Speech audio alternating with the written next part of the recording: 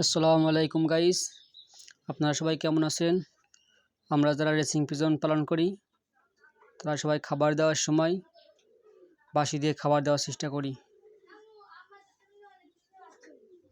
ইনশাল্লাহ এই কথাটা গুরুত্বপূর্ণভাবে কাজ হবে।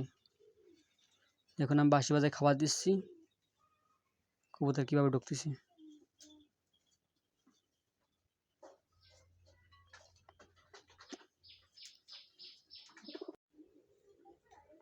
সব 2025 সালে রেস করবে ইনশাল্লাহ। সবাই দোয়া করবেন, আর ভিডিওটা যদি ভালো লাগে সাবস্ক্রাইব করে পাশে থাকুন।